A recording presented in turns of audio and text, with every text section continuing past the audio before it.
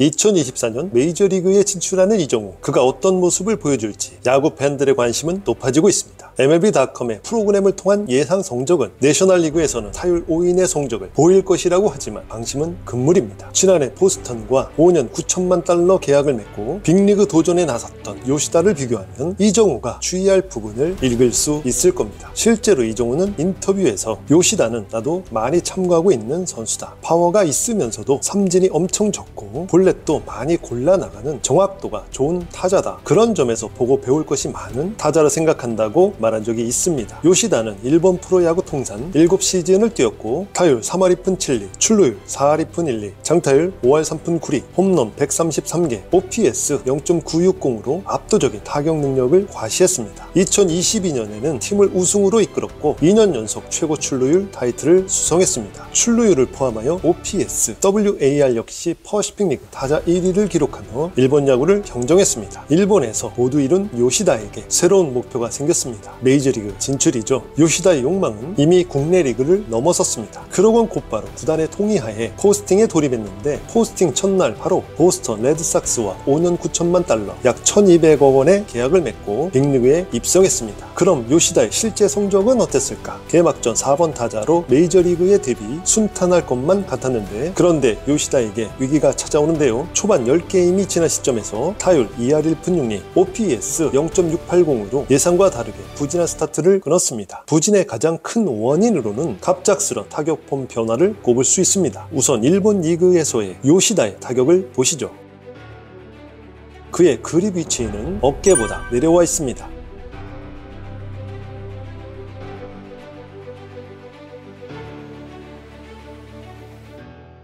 공이 릴리즈되는 순간에도 그립 위치는 변함없이 아래쪽에 두고 있죠. 그러다 그립은 순식간 머리 쪽으로 올라갔다가 내리고 동시에 회전하면서 특유의 풀스윙을 합니다. 그러니까 요시다는 그립을 움직이고 회전하면서 힘을 가하는 것을 알 수 있습니다. 그렇다면 보스턴 초반 요시다의 실제 타격은 어떨까요? 놀랍게도 요시다는 일본 시절의 타격폼을 바꾸고 타석에 등장합니다. 그립의 위치를 어깨선으로 올린 것이죠.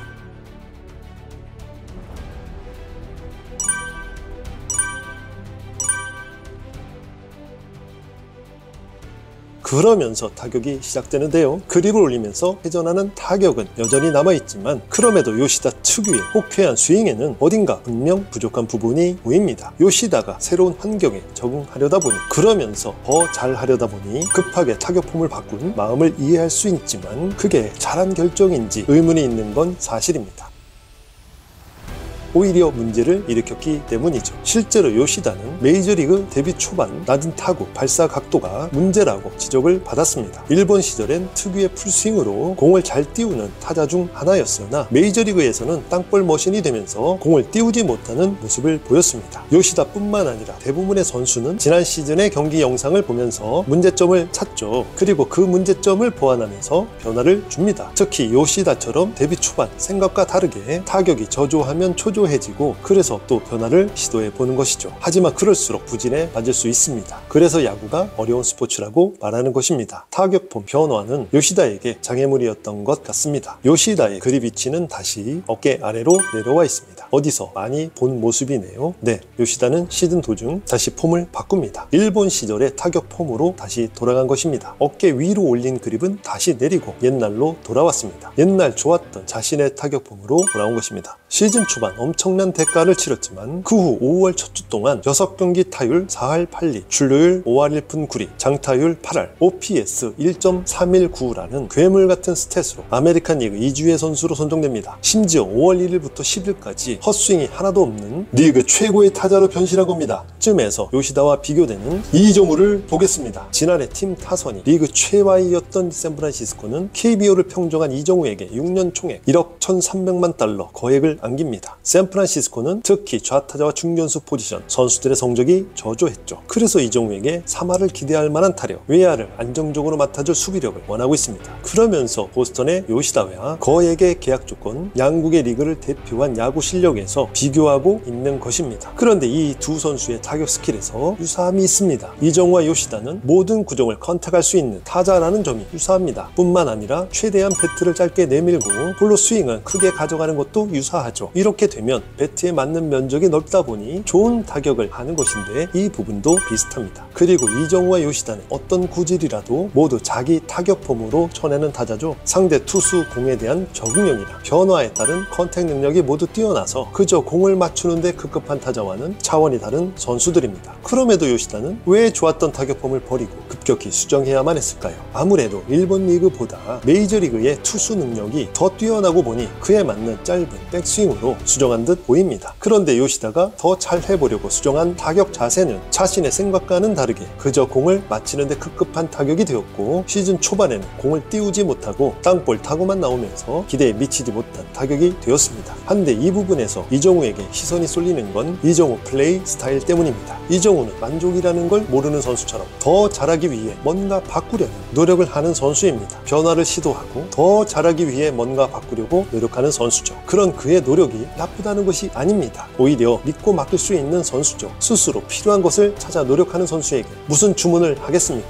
그러나 이것은 우리 모두 아는 사실이지만 메이저리그는 다른 판단을 할 수 있습니다. 예상과 다르게 시즌 초반 타격 부진이 계속되면 주변에 간섭이 많아지면서 억지로 타격 폼을 변화시키고 그러다가 재능이 뛰어난 선수를 망칠 수도 있다는 뜻입니다. 그래서 먼저 메이저리그에 진출한 요시다의 사례를 반면교사하는 것입니다. 혹여 이정우가 시즌 초반 타격이 부진할지라도 흔들려서는 안 됩니다. 이정우가 잘하고 잘할 수 있는 것을 그대로 밀고 나가는 것이 중요합니다. 수정할 부분이 있다면 시즌을 마치고 점검해도 충분합니다. 엄청난 대가를 치르지 않으려면 요시다의 사례에서 답을 얻어야 합니다. 이외에 고려할 것은 체력 문제입니다. 요시다도 그랬죠. 요시다도 체력의 벽을 넘지 못해 후유증을 남겼습니다. 요시다는 일본 야구 대표팀에 합류한 뒤 WBC에서 타율 4할 9리와 함께 단일 WBC에서 13개 타점으로 최다 타점 기록을 수립하며 기대를 모았는데요. 하지만 시즌 후반 52경기에서 타율 2할 3푼 3리에 그치는 충격적인 몰락으로 시즌을 마무리했습니다. 부진이 계속되면서 시즌 막판에는 왼손 투수가 선발로 나오면 라인업에서 제외되는 수모도 있었습니다. 요시다의 사례에서 보듯 체력이 연착륙에 큰 역할임을 의미하는 것이죠. 이정우는 요시다처럼 WBC를 준비하느라 휴식일이 부족하지는 않지만 메이저리그의 가혹한 이동거리와 경기 일정을 적응해야 합니다. 이 때문에 이정우가 체력 문제에 시달리지 않으리라는 보장은 할 수 없는 것이죠. 그나마 이정우가 다행인 점은 샌프란시스코 동료들과 처음부터 온전히 시즌을 준비한다는 것일 겁니다. 특별한 이벤트 없이 온전히 스프링 캠프와 시범 경기에만 집중하며 자신의 컨디션과 감각 그리고 시즌을 잘 치를 수 있게 체력을 끌어올릴 충분한 시간이 주어졌습니다. 여기에 이정우는 샌프란시스코 스프링 캠프부터 뭔가를 보여주려고 오버페이스를 하지 않아야 합니다. 이정우가 스프링 캠프에서 부진하다고 해서 라인업에 기용이 안 될 순 없기 때문입니다. 무언가 보여주기 위해 무리하다가 부상을 얻거나 체력이 소진되면 요시다가 그랬던 것처럼 시즌 초반과 후반에 고전할 가능성이 있기 때문입니다. 요시다도 전반기에는 신인왕 후보에 올랐지만 후반기부터 체력 문제를 드러내면서 하락세를 타고 시즌 성적을 다소 아쉽게 마친 것입니다. 이정우는 오히려 그러지 않고 여유를 가진다면 미국에서도 잘할 수 있을 것입니다. 그런데 보스턴에서 충격적인 소식이 들려왔습니다. 요시다를 트레이드할 의향이 있다고 밝힌 것입니다. 요시다는 지난해 계약 첫 시즌인데도 곧바로 트레이드를 타진하는 이례적인 모습에 놀라움을 주는 것입니다. 그럼 왜 보스턴이 일본 야구를 평정한 요시다를 트레이드 시장에 내놓은 것일까요? 요시다는 메이저리그에서도 컨택이나 파워는 통하는 걸 증명했습니다. 그러나 본래 삼진 비율이 실망스러운 수치이고 그랬기 때문에 출루율이 3할 3푼 8리에 그쳐 기대치에 못 미친다고 본 것입니다. 특히 시즌 막판 상대 선발이 좌완이 나올 때는 라인업에서 제외되면서 잘할 때는 해자 계약이라며 찬양하던 것과는 대조적인 모습입니다. 여기에 더해 요시다에게는 수비와 주루 플레이에 애초부터 기대를 하지 않았던지라 타격마저 부진할 경우 가차없이 팀에서 활용 가치가 없는 선수로 전락하는 것입니다. 요시다 정도까지는 아니지만 이정우도 타격 능력에 비해 수비와 주력이 다소 떨어진다는 평가를 받고 있어서 요시다의 사례와 비교해 볼 때 분명 참고할 부분입니다. 그래서 이정우는 어떠한 경우에도 수비 위치를 코너로 밀려서는 안 됩니다. 외야 코너 자리가 수비가 편할 거라고 생각하면 오산이죠. 오히려 까다로운 타구는 좌측이나 우측으로 몰리는 걸 알 수 있습니다. 그래서 좌측이나 우측 자리로 밀리면 더 까다로운 타구를 처리해야 해서 이정우에게 도움이 되지 않습니다. 그래서 어떤 경우에도 센터 위치를 수성해야 하고, 그러면 물론 많은 타구가 오겠지만 오히려 빈번한 수비를 통해 미국 야구에 적응하는 기회로 삼아야 합니다. 그러면서 이정우는 적극적으로 볼넷을 골라 나가야 합니다. 이정우가 KBO에서는 볼넷보다는 적극적으로 타격하는 유형의 선수지만 안타 못지않게 출루율 수치를 올려서 OPS를 높게 가져가야 합니다. 이정우와 요시다에게 대형 계약을 안긴 건 그 이면의 왕관의 무게를 감당케 하는 것입니다. 요시다가 시즌 막판 부진에 빠지자 먹튀 계약이라는 얘기가 여기저기에서 나오고 급기야 트레이드 시장에 나온 것을 잊어선 안 되겠습니다. 한국에서의 7년 동안 압도적으로 화려했던 시절을 보냈던 이정우가 미국에서 시즌2 개막을 위해 철두철미하게 준비하고 있습니다. 한 발 먼저 진출했던 요시다의 사례를 참고해 실패 없이 보란듯이 성공해서 이정우 자신은 물론 고국의 많은 팬들에게도 기쁨을 선사하면 좋겠습니다. 오늘은 여기까지입니다. 고맙습니다.